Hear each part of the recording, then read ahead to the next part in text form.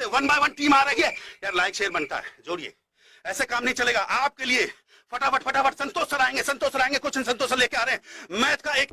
Hello students, तो इस video में हम लोग पढ़ने वाले हैं normal form of a straight line. ठीक है, क्या होता है normal form of a straight line, आइए हम लोग समझते हैं।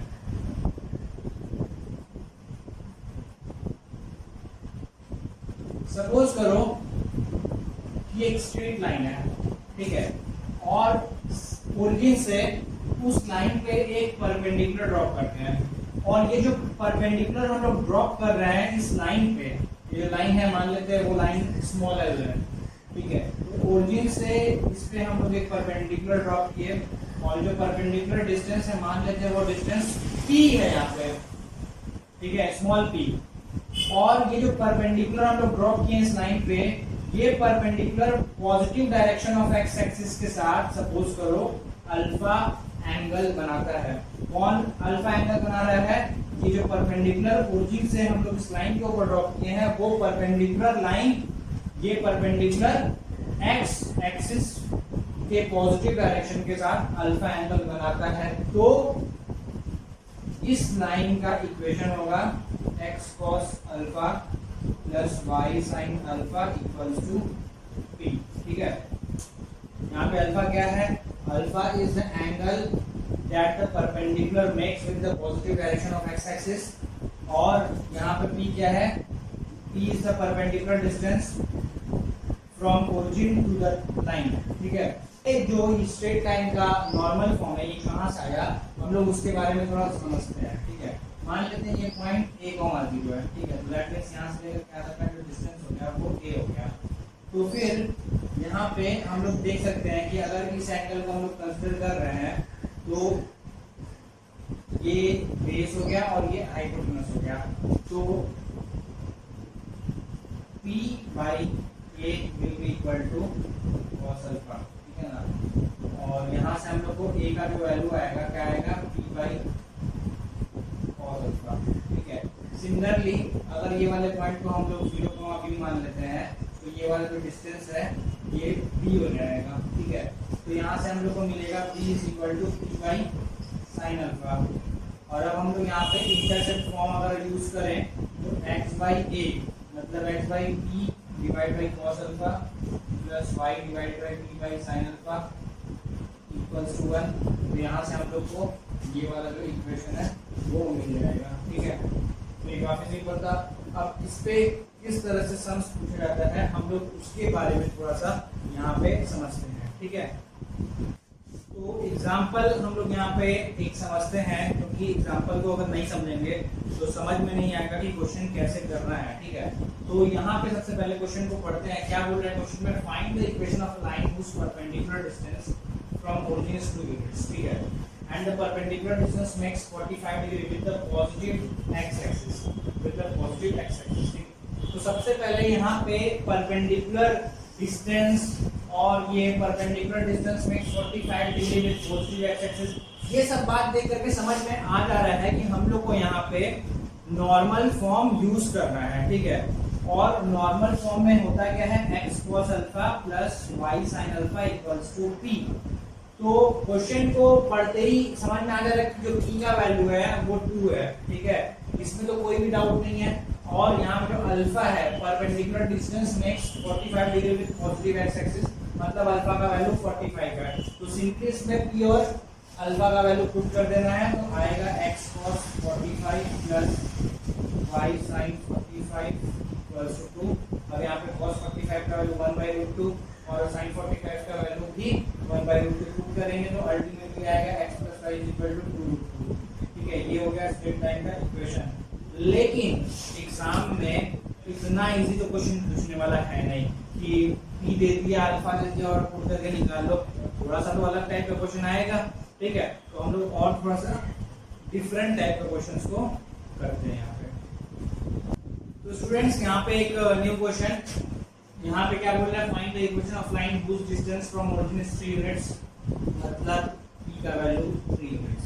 ठीक है, the perpendicular from origin to the line makes 60 degree with the positive direction of y axis. ठीक है, ये क्वेश्चन पढ़ने के बाद स्टूडेंट बहुत खुश हो जाएंगे कि अरे पी का वैल्यू दिया हुआ है, अल्फा का वैल्यू भी दिया हुआ है, बस पुट कर दो, निकाल लो। लेकिन एक्साइटमेंट में गलती हो ही जाता है, तो एक्साइटमेंट में गलती नहीं करना है, क्वेश्चन को वापस से धीरे धीरे पढ़ना है। Find the equation of line whose distance from origin is 3 units, मतलब फिक्स है कि ये p है, लेकिन नेक्स्ट टाइम में क्या बोल रहा है, angle perpendicular from origin to the line next 60 degree with the positive direction of y axis.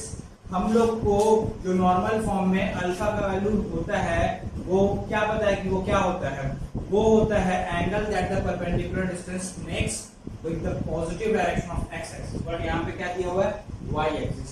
इसका मतलब लाइन जो है ऐसा है और यहाँ से परपेंडिकुलर ड्रॉप किए ये वाला, ठीक है, तो ये वाला एंगल जो है 60 डिग्री है अकॉर्डिंग टू क्वेश्चन, मतलब ये जो परपेंडिकुलर डिस्टेंस हम लोग लाइन पे ड्रॉप कर रहे हैं वो 60 डिग्री बना रहा है, किसके साथ, पॉजिटिव y एक्सिस के साथ, ठीक है। दैट मींस अगर ये 60 होगा तो ये वाला एंगल कितना होगा, 30, तो दैट मींस ये जो परपेंडिकुलर लाइन है, परपेंडिकुलर डिस्टेंस जो हम लोग इस लाइन पे ड्रॉप कर रहे हैं वो पॉजिटिव x एक्सिस के साथ 30 डिग्री बना रहा है, मतलब अल्फा का वैल्यू 30 है, तो यहाँ पे p का वैल्यू कितना हो गया 3 और अल्फा का वैल्यू हो गया 30 डिग्री। अब पुट कर देना है x cos alpha plus y sin alpha equals to p, यहाँ पे अल्फा के बदले 30 डिग्री पुट करेंगे और p के बदले 3 पुट करेंगे तो आंसर आ जाएगा। वीडियो को पॉज करके ये सम्स कंप्लीट करके फिर नेक्स्ट एग्जांपल देखो, ठीक है।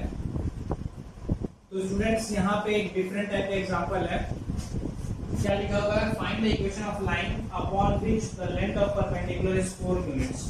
तो मतलब p का जो वैल्यू है यहाँ पे दे दिया है 4 यूनिट्स है, ठीक है। At the slope of this perpendicular is 3/2, मतलब जो परपेंडिकुलर है, मतलब जो p का डिस्टेंस है वो वाला लाइन उसका स्लोप 3/2 है। तो सबसे पहले हम लोग यहाँ पे एक डायग्राम बनाते हैं, सपोज करो ऐसा एक लाइन है और ओरिजिन से इस पे परपेंडिकुलर ड्रॉप की, तो परपेंडिकुलर डिस्टेंस है वो 4 यूनिट्स है, ठीक है। तो अकॉर्डिंग टू क्वेश्चन ये वाला जो लाइन है इस लाइन का स्लोप 3/2 है। So how we will find alpha, alpha का मतलब ये वाला एंगल, ठीक है। तो इस लाइन का स्लोप क्या होगा, अगर ये एंगल को हम लोग अल्फा मान लेते हैं, the angle which this perpendicular makes with positive direction of x axis, let that angle be alpha, then इस लाइन का स्लोप क्या होगा, इस लाइन का स्लोप हो जाएगा tan अल्फा, ठीक है, which is given as 3/2, that means tan alpha is equal to 3/2। तो यहाँ से हम लोग cos अल्फा और sin अल्फा निकाल सकते हैं, ठीक है। तो यहाँ पे अगर हम लोग फॉर्मूला यूज करेंगे sec square alpha equals to 1 plus tan square alpha, 1 plus 9/4 तो आएगा 13/4, that means cos square alpha is equal to 4/13, तो cos alpha is equal to 2/√13, ठीक है। और अगर हम लोग यहाँ पे sin अल्फा निकालने जाएंगे तो sin अल्फा आएगा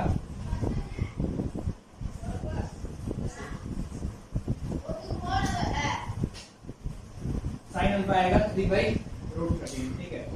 अब हम लोग को यहाँ पे cos अल्फा पता है, sin अल्फा पता है और p का वैल्यू 4 है ये भी पता है, तो हम लोग लिखेंगे therefore the equation will be x cos alpha 2/√13 plus y 3/√13 equals to, यहाँ हो जाएगा 2x plus 3y equals to 4√13। तो this is the equation of that straight line, ठीक है।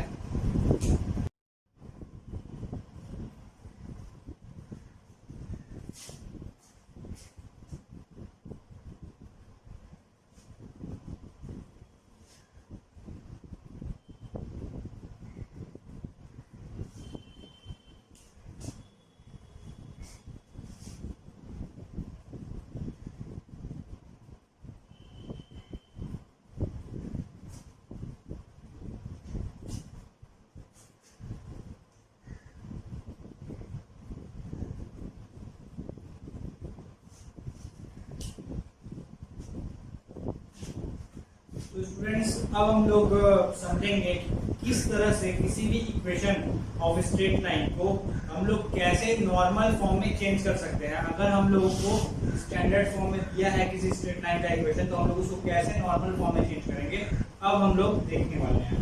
ठीक है, तो सबसे पहले देखो हम लोग क्या करते हैं, नॉर्मल फॉर्म जो होता है उसको लिख लेते हैं, x cos alpha plus y sin alpha equals to p।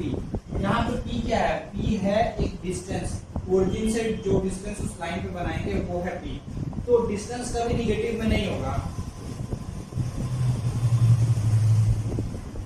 तो हम लोग को c को उस साइड रखना पड़ेगा जहां पे c पॉजिटिव होगा। ठीक है, अगर सपोज करो c पॉजिटिव है, ठीक है, तो बाकी इसको इधर रख देंगे, और अगर c निगेटिव है तो c को उधर भेज देंगे। फॉर एग्जांपल अगर सपोज करो 2x + 3y - 6 = 0 दिया है, हम लोग को इसको पॉजिटिव रखना है, तो हम लोग -6 को उस तरफ भेजेंगे, तो नेक्स्ट स्टेप में ऐसा कुछ हो जाएगा।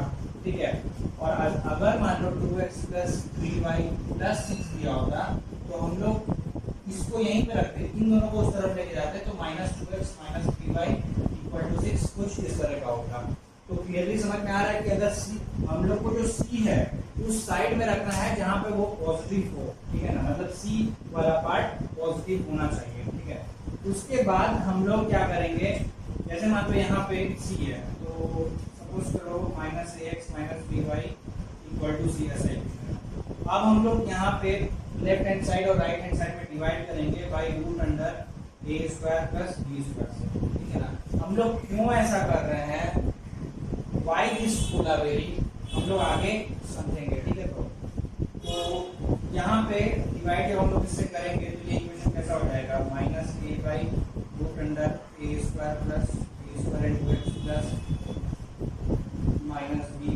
इसका सब ब्रैकेट में लिखना है, -b/√a² + b² y = c divided by c divided by √a² + b²। हम लोग ऐसा क्यों किए हैं, वाई दिस कोलावेरी। देखो ध्यान से, अगर हम लोग इसके स्क्वायर और इसके स्क्वायर को ऐड करेंगे तो 1 आएगा। ध्यान से देखो, अगर हम लोग इसका स्क्वायर करेंगे तो ऊपर में हो जाएगा a² बाई, यहाँ से रूट हट जाएगा a² बाई a² + b², कुछ ऐसा आएगा a² बाई a² + b²। अगर हम लोग इसको स्क्वायर करेंगे तो क्या आएगा, b² बाई a² + b², और दोनों को ऐड करेंगे तो क्या आएगा, 1। और हम लोग को ये बात अच्छे से पता है cos² अल्फा + sin² अल्फा 1 होता है, और यहाँ पे cos अल्फा और sin अल्फा ही होना चाहिए। तो दैट मींस ये वाला पार्ट cos अल्फा हो गया, ये वाला पार्ट sin अल्फा हो गया। ठीक है, और ये वाला जो पार्ट है ये हो गया p। ठीक है, तो हम लोग इस तरीके से किसी भी स्ट्रेट लाइन का इक्वेशन अगर स्टैंडर्ड फॉर्म में दिया होगा तो उसको हम लोग नॉर्मल फॉर्म या परपेंडिकुलर फॉर्म में चेंज कर सकते हैं। ठीक है ना, वहां से हम लोग को मिलेगा क्या, वहां से हम लोग को मिल जाएगा परपेंडिकुलर डिस्टेंस ओरिजिन से उस लाइन के ऊपर। वैसे हम लोग और इसी वे में ओरिजिन से किसी लाइन का परपेंडिकुलर डिस्टेंस निकाल सकते हैं, बट अगर कभी कभार क्वेश्चन में डायरेक्टली बोला कि स्टैंडर्ड फॉर्म से हम लोग को नॉर्मल फॉर्म में चेंज करना है, तब हम लोग को यही तरीका फॉलो करना पड़ेगा। ठीक है, तो एक बार वापस समराइज करते हैं जो ये हमें करना है। हम लोग को c को उस तरफ रखना पड़ेगा जहाँ पे वो पॉजिटिव हो, और ऐसा करने के बाद सपोज करो ऐसा हो गया, ऐसा आ गया। अब हम लोग यहाँ पे सबसे डिवाइड करेंगे, लेफ्ट हैंड साइड में भी और राइट हैंड साइड में भी एक एक्सप्रेशन से डिवाइड करेंगे, और वो एक्सप्रेशन है जो भी x का कोएफिशिएंट है उसका स्क्वायर प्लस जो y का कोएफिशिएंट है उसका स्क्वायर। ठीक है, उससे हम लोग सबको डिवाइड कर देंगे, तो फिर फाइनली वो नॉर्मल या परपेंडिकुलर फॉर्म में चेंज हो जाएगा। ठीक है ना, नॉर्मल फॉर्म को परपेंडिकुलर फॉर्म भी बोला जाता है। तो एक एग्जांपल हम लोग यहाँ पे करके समझते हैं। सपोज करो बोला क्या 2x + 3y - 6 = 0, इसको हम लोग को नॉर्मल फॉर्म में चेंज करना है। तो सबसे पहले क्या करेंगे, 2x + 3y = 6 ऐसा लिखेंगे। अब हम लोग यहाँ पे सबको डिवाइड करेंगे, किससे डिवाइड करेंगे, √13। क्यों, x का कोएफिशिएंट यहाँ पे 2 है, y का कोएफिशिएंट 3 है, तो √2 का स्क्वायर 4 + 3 का स्क्वायर 9, तो √13 से सबसे डिवाइड करेंगे। तो दैट मींस यहाँ पे जो p है ये हो गया चेंज नॉर्मल फॉर्म में, और यहाँ पे जो p का वैल्यू है वो 6/√13 है, और ये 2/√13 cos अल्फा और 3 बाई रूट 13 sin अल्फा होगा। ठीक है, क्लियर हो गया ये।